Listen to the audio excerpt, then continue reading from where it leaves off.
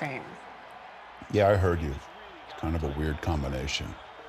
You've been eating a lot of weird things lately, I don't know. Is everything all right at work? Yeah. Yeah? Yeah. Okay. Good talk. You'll like them both, but love our price. Aldi, simply smarter shopping.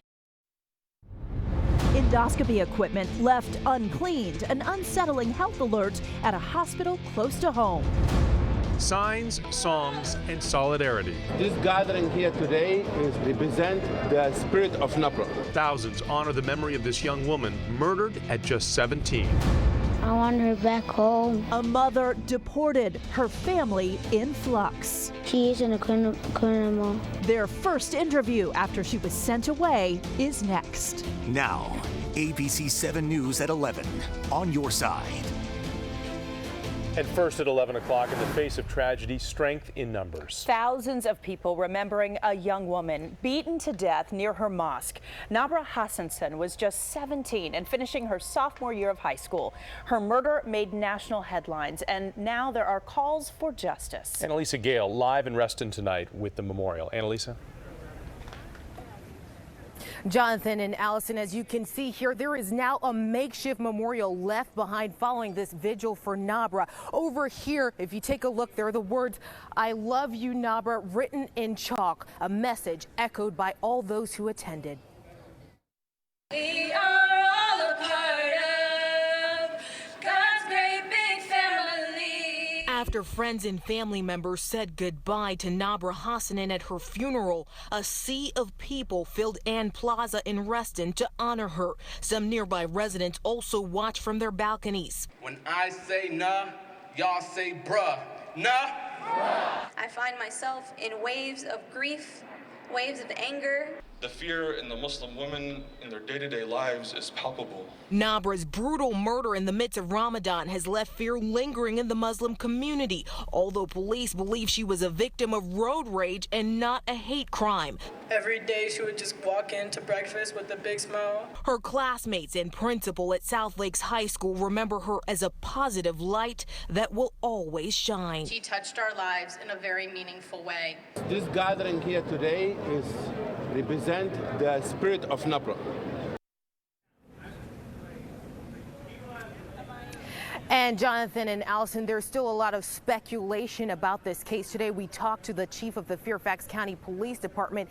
He says they're still waiting on results from a forensic examination to learn more about what happened on Sunday when they say Darwin Martinez Torres attacked Nabra. Live in Reston tonight, Annalisa Gale, ABC 7 News. Annalisa, thank you. And earlier today, thousands attending the funeral for Nabra Hassanin. The crowd from all walks of life sharing a profound sadness for a life gone too soon.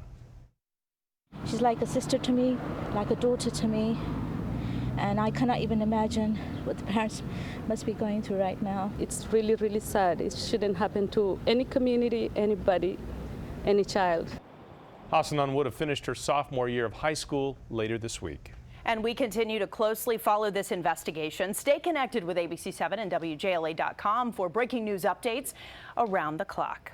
And moving on now, just in tonight, possibly unclean medical equipment, and this is prompting a warning. This happened at Largo Medical Center, and in a statement, here's what we were told, that a piece of endoscopy equipment had a defect that may have prevented it from being properly disinfected. 23 patients in all are now being contacted about this matter. Doctors think the risk of illness is small, but those patients are being asked to come in for some screening. No details were given, though, about a possible defect.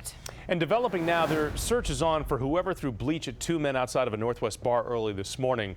Police say it all happened after an argument in front of the Black Whiskey nightclub. And then they say somebody threw the bleach out of the second-story window of the bar. It got into one of the victim's eyes, and he was rushed to the hospital. We'll be watching for a big story tomorrow, sentencing after the so-called Pizzagate shooting. Edgar Welch went into Comet Ping Pong and opened fire, thinking that he'd be freeing sex slaves that he read about in false articles online. Fortunately, nobody was hurt. Welch has since apologized. He is facing several years in prison. And new tonight, an emotional story of a family influx. 2 kids left without their mother after she was deported to El Salvador. Yeah, Liliana Cruz of Falls Church had only a minor traffic conviction on her record, which had been pardoned by the governor. Our Tim Barber speaking to her husband and children tonight. This is my mom, dad, and my sister. Pictures, Mother Day cards, and memories are all that's left of Steve's mom in the United States.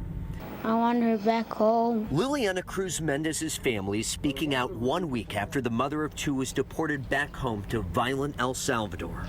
I was sad. She isn't a criminal. But immigration officials say Cruz Mendez entered the United States illegally. In 2004, she was convicted of driving without a license. Then a few months ago, when the government started cracking down on immigration, Cruz Mendez was detained by ICE during a check-in. I need it. You need her? Yeah. Steve's father has the proper paperwork to work in the United States, but that did not give him the power to save his wife.